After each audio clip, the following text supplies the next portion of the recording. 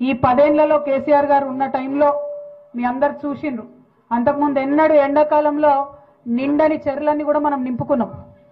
ఆ చెర్లతో వ్యవసాయం బాగానే సాగించుకున్నాం పాలమూరులో.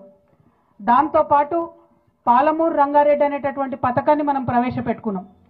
ఆ పాలమూరు రంగారెడ్డి పథకంతో మహబూబ్నగర్ జిల్లాలో దాదాపుగా 9 లక్షల ఎకరాల కోసం, రంగారెడ్డి జిల్లాలో 3.5 లక్షల ఎకరాల కోసం, నల్గొండ జిల్లాలో ఇంకొక 60,000 ఎకరాల కోసం, అంటే మొత్తం కలిపి దాదాపుగా 13 లక్షల ఎకరాల కోసం పాలమూరు రంగారెడ్డి అనే పథకాన్ని మనం పెట్టుకున్నాం. ఎట్లయితే ఉత్తర తెలంగాణలో కాళేశ్వరం ఉన్నదో దక్షిణ తెలంగాణలో మన పాలమూరుకు రంగారెడ్డికి నీళ్లు రావాలంటే పాలమూరు రంగారెడ్డి పథకం రావాలని ఆలోచనతో మొదలుపెట్టినాం. కేసీఆర్ గారు మొన్న దిగిపోయే నాటికి 95% పనులు పాలమూరు రంగారెడ్డిలో అయిపోయినాయి. ఇప్పుడు ఎట్లుందంటే ఏనుగెళ్ళింది తోక చిక్కింది అన్నట్టుంది. మరి కేసీఆర్ గారు దిగంగానే పాలమూరు బిడ్డను నేను, పాలమూరు పులి బిడ్డనని చెప్పుకునేటటువంటి రేవంత్ రెడ్డి గారు పదవి ఎక్కిండ్రు. ఆయన ఎక్కిన తర్వాత ఆయన ఆలోచన ఏముండాలని మేము కోరుకున్నామంటే ఆ మిగిలిన 5% పనులు చేసుకుంటే తక్షణమే పాలమూరు జిల్లా మొత్తం కూడా పచ్చబడుతుంది, దాంతోపాటు రంగారెడ్డి మంచిగా అవుతుంది, దాంతోపాటు నల్గొండలో ఒక 60,000 ఎకరాలకు నీళ్లు వస్తాయని మనం అనుకున్నాం. కానీ ఆయన కేవలం ఒకటే పంతం పట్టుకున్నాడు. పాలమూరు రంగారెడ్డి అనేటటువంటిది పూర్తయితే ప్రజలందరికీ కేసీఆర్ గారే గుర్తొస్తాడు కాబట్టి పాలమూరు రంగారెడ్డిని పక్కకు పెట్టడం వల్ల ఏం జరిగింది? ఇవాళ పాలమూరు రంగారెడ్డిలో డిజైన్ చేసిన దాని ప్రకారం 1,00,000 ఎకరాలు, 1,17,000 ఎకరాలు కొడంగల్లో సాగైతుండే, 60,000 ఎకరాలు మన నారాయణపేటలో సాగైతుండే. రేవంత్ రెడ్డి గారు రాగానే ఏం చేసిండ్రు? పాలమూరు రంగారెడ్డిలో కరివెన దగ్గర నుంచి ఉన్నటువంటి ప్రాజెక్టుని ప్యాకేజ్ని మొత్తం తీసి పక్కకు పడేసి కొత్తగా కొడంగల్ లిఫ్ట్ ఇరిగేషన్ స్కీమ్ అని పెట్టిండ్రు ఆయన. దానివల్ల లాభం ఏమైంది? జీవో ఇచ్చినారు ఫిబ్రవరిలో 2024లో, పోయిన సంవత్సరంలో. దాంట్లో ఏం చెప్తారంటే కొడంగల్ నారాయణపేట కలిపి మొత్తం 1,00,000 ఎకరాలకు నీళ్ళు ఇస్తున్నారు. అయ్యా ముఖ్యమంత్రి గారు మీరు ఒకసారి ఆలోచించాలి. 1,80,000 ఎకరాలకు వచ్చేటటువంటి పథకాన్ని పక్కకు పెట్టి 1,00,000 ఎకరాలు వచ్చేటటువంటి పథకాన్ని ఎందుకు చేపట్టినట్టు? మొదలది. రెండవది, ఈ కొడంగల్ లిఫ్ట్ ఇరిగేషన్ స్కీమ్ ఇప్పుడు ఏదైతే పెట్టినరో, ఎన్లైతే మన కానుకుర్తి భూములు పోతున్నాయో దానికి స్టార్టింగ్ పాయింట్, ఒకవేళ ఇది కట్టే మాటనే అయితే దానికి స్టార్టింగ్ పాయింట్ నిజానికి జూరాలలో తీసుకోవాలి. జూరాలలో తీసుకుంటే ఏమవుతుందంటే సంవత్సరం పొడవుతా జూరాలలో 30 నుండి 40 రోజులు మంచిగా వరద వారుతుంది. అందులోకెళ్ళి నీళ్లు తీసి చిన్న చిన్న రిజర్వాయర్లు కట్టుకొని వాటిని దాచిపెట్టుకుంటే సంవత్సరం పొడవుతా మన రైతులకు లాభం అవుతుంది. కానీ ముఖ్యమంత్రి గారు మేమందరం నెత్తి నోరు కొట్టుకొని మొత్తుకున్నా కూడా కరివెన ప్రాజెక్టు తీసి పక్కకు పెట్టి జూరాల నుండి కాకుండా ఈ భీమాలో బూత్పూర్ కాడికెళ్ళి దీనికి లింక్ పెట్టింది. బూత్పూర్ కాడికెళ్ళి లింక్ పెట్టుడుతో ఏమైంది? ఇప్పుడు అసలు ఆ భీమాలోనే చక్కగా నీళ్ళు రావు, నిండా నీళ్ళు రావు, ఇంకా దానికి కొంత పని బాకీ ఉన్నది. ఇప్పుడు ఆ భీమాలకెళ్ళి 4 టీఎంసీలు కొడంగల్ లిఫ్ట్ ఇరిగేషన్ స్కీమ్ తీసుకుంటే మక్తలు కూడా ఎండేటటువంటి పరిస్థితి వస్తుంది. పూర్వంగా మక్తలకు నీళ్లు రావు. ఇప్పుడు ఈయన పెట్టిన దాంట్లో కాలువలు తీయకుండా ఏం చేసిండ్రు? పైపులు వేసిండ్రు. భీమా కాడ నీళ్ళెత్తి పైపుతోని చక్కగా కొడంగల్లో నీళ్లు పోయాలి. మధ్యలో ఉన్న నారాయణపేట పోతుంది, దామర్గిత పోతుంది, ఊట్కూరు పోతుంది, ఎవరికి ఒక సుక్క కూడా నీళ్ళు వచ్చేటటువంటి పరిస్థితి లేదు. కేసీఆర్ గారు కాళేశ్వరంలో కూడా పైపుతో ఇరిగేషన్ చేసిండ్రు. మా నిజామాబాద్ జిల్లాలో కూడా ఆ ప్యాకేజ్ ఉన్నది. మల్లన్న సాగర్ నుంచి హైదరాబాద్కు నీళ్లు తీసుకొచ్చేటటువంటి ప్రాజెక్టులో కూడా మొత్తం తొవ్వంటి అన్ని ఊర్లకు నీళ్లు ఇచ్చేటట్టు ఆనాడు కేసీఆర్ గారు ప్రయత్నం చేసిండ్రు. ఇప్పుడు రేవంత్ రెడ్డి గారేమో పైప్లో నీళ్లు తీసుకుపోతాం కానీ మధ్యలో ఎవరికి నీళ్ళు ఇవ్వమని చెప్తున్నారు. ఎందుకోసం ఇవ్వలేరు అంటే ఈయన కనెక్టింగ్ పాయింట్ బూత్పూర్లో పెట్టుకున్నారు, అక్కడ నీళ్ళే లేవు. నీళ్లు లేవు కాబట్టి మధ్యలో ఎక్కడ ఇయ్యం, కొడంగల్ తీసుకుపోయి డైరెక్ట్ ఇస్తామంటున్నారు. కొడంగల్ బిడ్డలకు కూడా నీళ్లు రావాలి, కానీ మధ్యలో ఉన్న వాళ్ళందరినీ ఎండబెట్టి మధ్యలో ఉన్న గ్రామాలన్నీ ముంచేసి కేవలం ముఖ్యమంత్రి గారి నియోజకవర్గానికి ఇస్తామంటే అది మాత్రం సరైనటువంటి విషయం కాదు. రెండవది, ఏదైనా పరిష్కారం ముఖ్యమంత్రి స్థాయిలో ఉన్న వ్యక్తి చూపిస్తే అది శాశ్వతంగా ఉండాలి, మళ్ళీ ఊకూకే రిపేర్ చేసేటట్టు ఉండదు.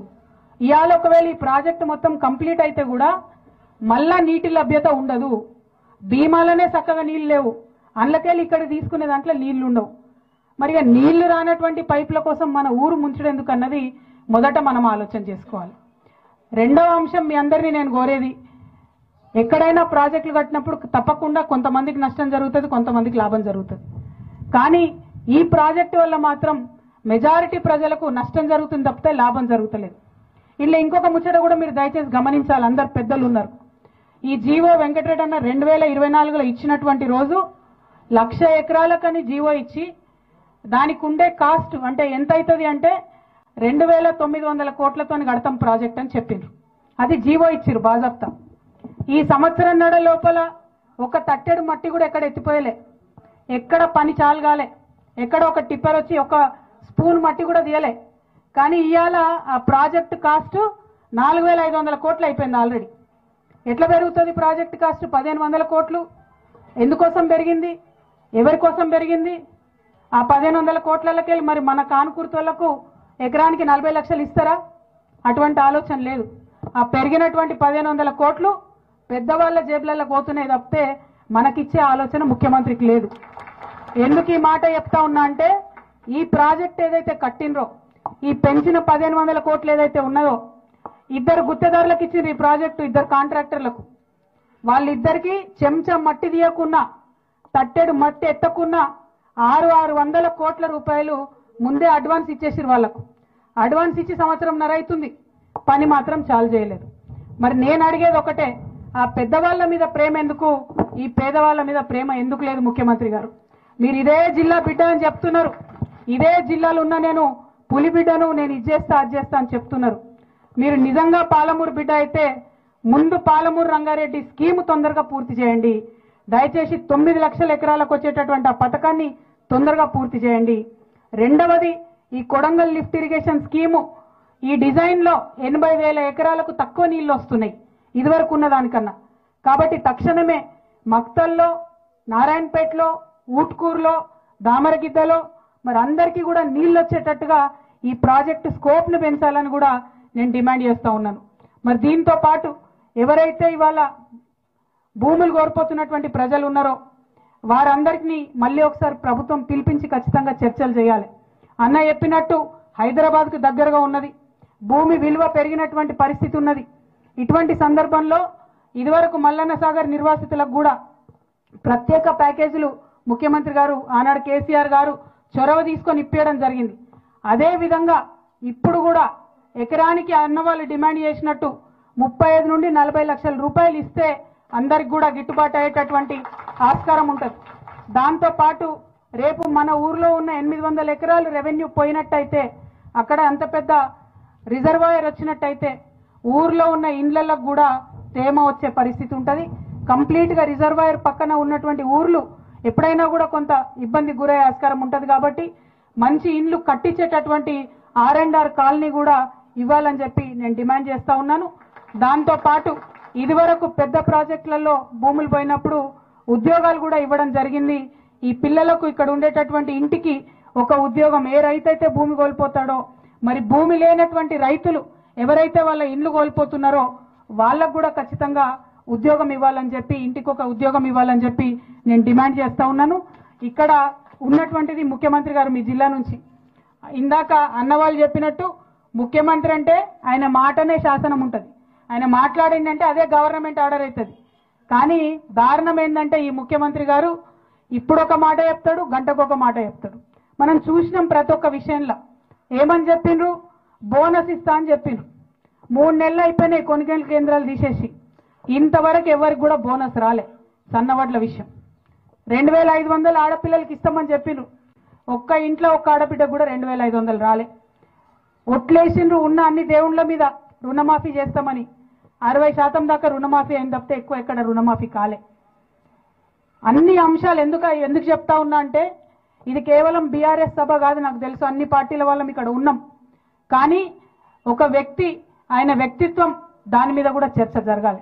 నారాయణపేటకు వచ్చి ఇక్కడ 20 లక్షలు ఇస్తా అని చెప్పిపోతే ముఖ్యమంత్రి గారు, ఆఫీసర్కి ఎంత దమ్ము ఉండాలి 14 లక్షలకు ఇచ్చేది? నిన్న మొన్న నోటీసులు వచ్చినాయి కదా మనందరికీ 14 లక్షలు తీసుకుంటామని. మరి ముఖ్యమంత్రి ఒక మాట, ఆఫీసర్ ఒక మాట చెప్తాడా? అంటే ముఖ్యమంత్రికి విలువ ఉన్నట్టా లేదా? ఒక్క మాట ఆలోచన చేయాలి. ముఖ్యమంత్రి గారు బాధ్యతాయుతమైన పదవిలో ఉన్నవారు, వారు ఇచ్చినటువంటి మాట సంపూర్ణంగా నిలబెట్టుకోవాలని నేను కోరుతున్నాను.